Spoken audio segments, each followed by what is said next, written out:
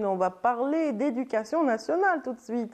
Nous avons l'honneur et le plaisir de recevoir d'ailleurs un ambassadeur de Monsieur le ministre de l'Éducation nationale ce matin. Donc il est chargé d'études et de synthèse auprès du cabinet du ministère justement de l'Éducation nationale. Bienvenue à vous, Monsieur Abdelwaheb Khoulalen. Ça va, ça va. Oui, non, c'est voilà. bon. C'est toujours, ce n'est jamais évident avec les noms, mais bon, il faut les répéter plusieurs fois. Absolument. Ça va. Ça va, bienvenue oui, bonjour. Merci de m'avoir invité pour justement parler éducation nationale ce matin. D'autant plus qu'il y a un bon présage, il y a une bonne pluie ce matin. Oui. Donc nous espérons que la récolte sera bonne pour les examens et pour l'année scolaire et pour voilà, et qu'il y aura une belle moisson à la rentrée. Voilà. Inch'Allah. En tout cas, voilà, on va parler de ces classes d'examen tout au premier lieu. Donc le bac approche à grands pas, le BEM. Cela demande un dispositif, cela demande de la préparation à tous les niveaux. Donc, qu'en est-il de cette année, justement? Justement, nous, bonjour à tous, merci encore de m'avoir invité pour qu'on puisse discuter du secteur de l'éducation. Donc, effectivement, c'est la ligne droite vers les examens de fin d'année. Mais pour nous, les préparatifs commencent dès le début de l'année. Chaque fin d'année, on commence déjà les préparatifs pour la prochaine année. Donc, de ce point de vue, les centres d'examen sont tous opérationnels et nickel et vérifiés, installés, équipés pour tout ce qu'il y a. Prêts sont à accueillir tous ces candidats. Voilà, la phase de retrait des convocations des candidats a commencé pour le BEM, donc à partir du 5 mai passé, et il va continuer, le site sera opérationnel jusqu'au 5 juin, le dernier jour du BEM. Pourquoi le dernier jour? Sait-on jamais qu'un candidat perde sa convocation au cours de l'examen, donc il aura la possibilité de la retirer parce que la convocation, la convocation est exigée au niveau de chaque épreuve de l'examen. Donc pour le baccalauréat, pour retirer la convocation du BEM, c'est bemonec.dz, le site de l'ONEC. Concernant le baccalauréat, donc le retrait des convocations a été ouvert à partir du 9 mai, sera ouvert jusqu'au 9 juin.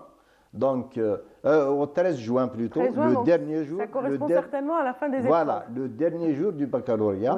Et pourquoi? C'est toujours dans la même perspective, parce qu'il faut permettre au candidat d'avoir la possibilité, s'il perd sa convocation, de la retirer encore du site baconec.dz. Voilà, pour ne pas qu'il soit exclu pour une raison aussi absolument. Aussi petite. Donc, nous avons quelques 860 000 candidats pour le baccalauréat cette année, et nous avons 878 000 candidats pour le BEM.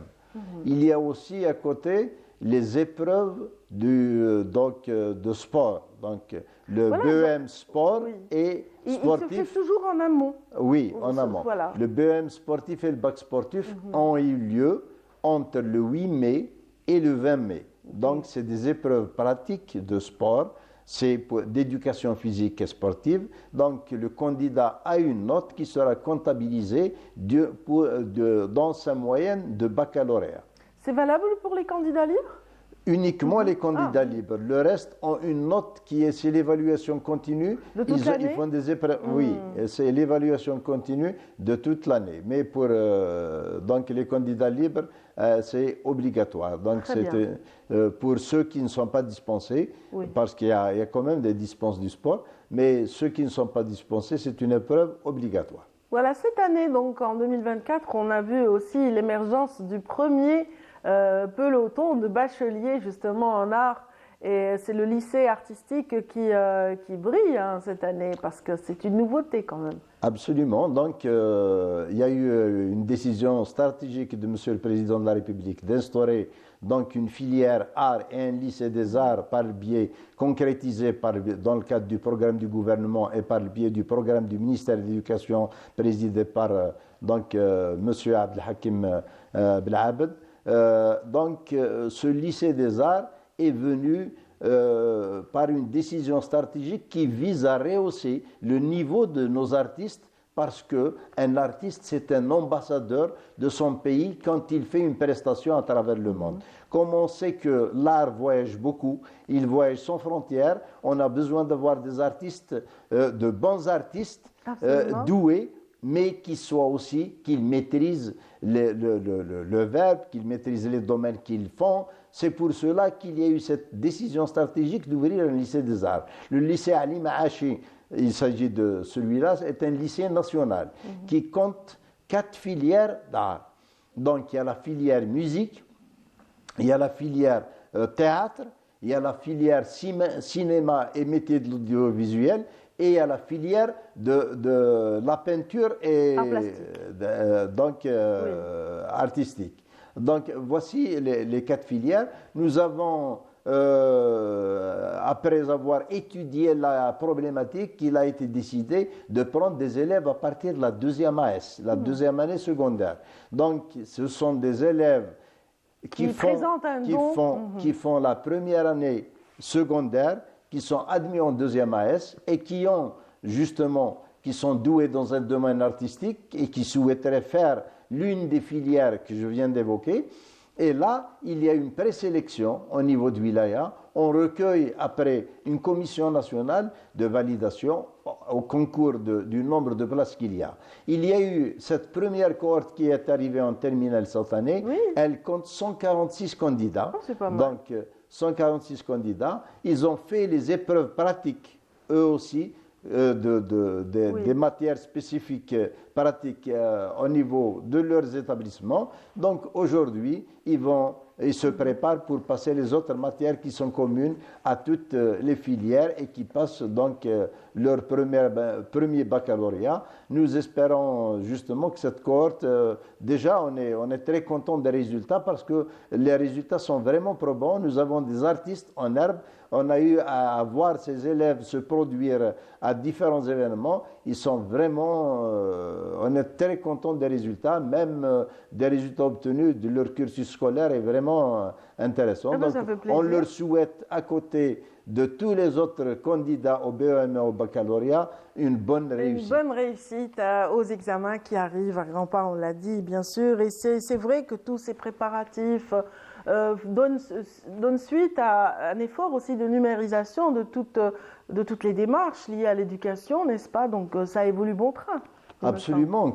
Donc, à l'instar de tous les autres secteurs du gouvernement, le secteur de l'éducation est un secteur qui a commencé la numérisation depuis longtemps. Donc, la numérisation a commencé, si vous avez bien suivi, par le biais des examens. Oui. Les examens finaux, ça fait depuis longtemps que les convocations sont retirées donc, directement du site, que les résultats sont annoncés du site. Et que la procédure, cette année, la procédure d'inscription au BEM et au bac s'est fait avec 0 papier. Donc la dématérialisation de l'opération.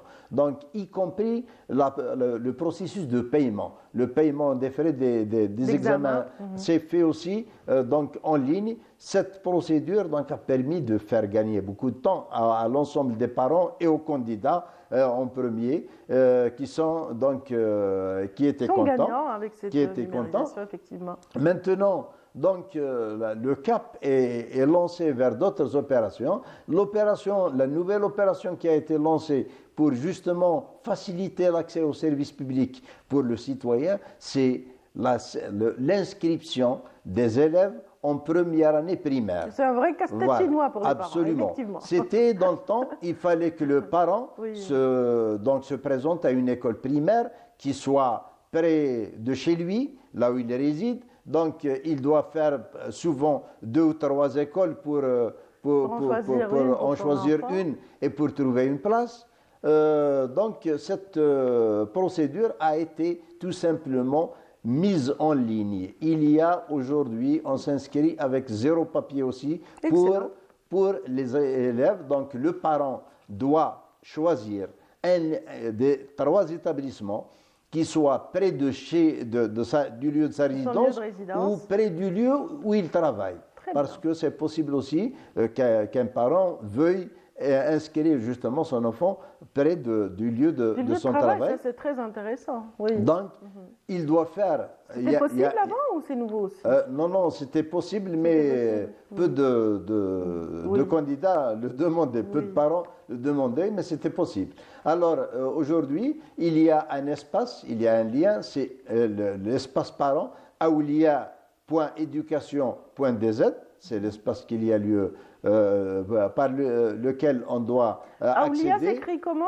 Aoulia, A-W-L-Y-A, donc aoulia.education.dz, avec 2 A, éducation.dz, Aoulia 1. Ah, d'accord, voilà. 2 A à la fin. Voilà. Bah, c'est bon de le dire pour que la recherche soit facile. .gov.dz, donc c'est le site du ministère de l'Éducation. Donc le parent, il ouvre un compte. Pour ceux qui n'ont pas de compte, parce que nous comptons beaucoup de parents qui ont déjà des comptes pour recevoir les bulletins. Voilà, absolument. Une fois qu'il a ouvert le compte, il introduit donc les informations relatives à son fils ou sa fille, à son enfant. Les enfants qui sont concernés par cette inscription, c'est ceux qui sont nés entre le 1er janvier 2018 et le 31-12-2018, le 31 décembre 2018. Donc, le parent doit donc introduire les informations relatives à son fils. Il doit prendre une photo de la page concernant du livret de famille, là où c'est mentionné, donc les coordonnées et l'affiliation de son enfant, et il doit prendre un document, n'importe quel document qui justifie sa résidence. Par exemple, un reçu d'électricité, un reçu de gaz, sans exiger un certificat de résidence. Ce n'est pas exigé, mais uniquement un document qui prouve la résidence du parent. Et tout ça doit être scanné et donc envoyé sur le site de l'espace parent, donc aoulia.education.gov.dz. Il aura un bulletin de préinscription. Il doit choisir 3 écoles. Et après, il y a l'inscription était ouverte depuis le 2 mai. Elle restera ouverte jusqu'au 31 mai pour être clôturée. Donc après le 31 mai, il y a le traitement de toutes ces données par la base, donc la plateforme du ministère de l'Éducation, qui doit orienter les élèves, parce qu'il se peut que les enfants, que les parents veuillent tous inscrire leurs enfants dans un quartier donné, dans une école. Donc, il est sûr que dans ce cas, il y aura un classement. Justement, la chronologie d'inscription est importante. Donc, ceux qui s'inscrivent tôt auront plus de chances d'être pris, parce que quand on fait le tri pour une école, l'importance, c'est la date d'inscription. Le premier arrivé, premier servi. Ça doit être comme ça. Donc, les inscriptions ont atteint un taux très, très, très appréciable aujourd'hui. Donc, ça veut dire que les parents maîtrisent cette procédure, et on demande, donc nous sommes très contents, nous espérons que tous les parents trouveront leur compte dans cette procédure. Donc, cette procédure nous permet de simplifier l'accès aux services publics, en même temps de maîtriser les flux des élèves, de finaliser l'organisation pédagogique de chaque école, de savoir combien de divisions il y aura, d'éviter la surcharge dans certaines écoles, parce qu'avant, il y avait dans des écoles une surcharge, et dans d'autres, elles fonctionnaient avec moins en dessous de sa capacité nominale d'accueil. Donc, il y aura une meilleure gestion de tous ces aspects. Absolument, donc ça nous permet... Excellent, on va rappeler une dernière fois quand même la plateforme pour l'inscription. Alors, la plateforme, c'est https://aoulia, c'est avec AWLYAA, 2A, donc .education.gov.dz. C'est l'espace parent pour l'inscription des élèves en première année primaire cette année. Je rappelle que la procédure d'inscription a été ouverte le 2 mai et qu'elle sera maintenue ainsi ouverte jusqu'au 31 mai et que les parents doivent aller s'inscrire le plus tôt possible pour être le premier arrivé et le premier servi. Ce n'est pas tôt, le mois de mai? Pourquoi ne pas prolonger jusqu'au mois de juin? On a mis le mois de mai, justement, c'est pour que le mois de juin, d'abord, le mois de juin pour nous, c'est la période des examens. Donc, le cap est donné. En même temps, c'est pour traiter toutes les questions qui peuvent survenir, les recours éventuels, survenir au cours de l'année et en même temps nous permettre de maîtriser l'organisation pédagogique tôt. C'est-à-dire qu'on saura dans chaque école le nombre d'élèves qui sont inscrits en première AP, les effectifs, donc comme ça, quels sont les espaces dont on dispose, donc le nombre de classes, etc. Ça nous permet une meilleure régulation des flux et une meilleure maîtrise. Merci beaucoup, M. Abdelwahab Khoulalen. Vous intervenez en qualité de chargé d'études de synthèse au cabinet du ministre, Monsieur le ministre de l'Éducation nationale. Merci infiniment pour cet éclairage. Merci à vous. Juste un mot donc, pour vous dire qu'il y a d'autres opérations de numérisation tout azimut au niveau du ministère de l'Éducation. Monsieur le ministre se fera un plaisir de les annoncer d'ici. La date butoir qui a été annoncée, c'est la fin du mois de juin. Donc, durant ce mois de juin, il y a l'aboutissement de plusieurs opérations de numérisation, comme par exemple, pour ne citer que celle-là, c'est l'orientation. L'orientation des élèves se fera désormais aussi par le biais de la plateforme pour simplifier les opérations et les procédures. Voilà, qui est excellent. Merci infiniment, en tout cas, pour cette participation à l'émission. Merci à ceux qui sont avec nous aussi depuis ce matin.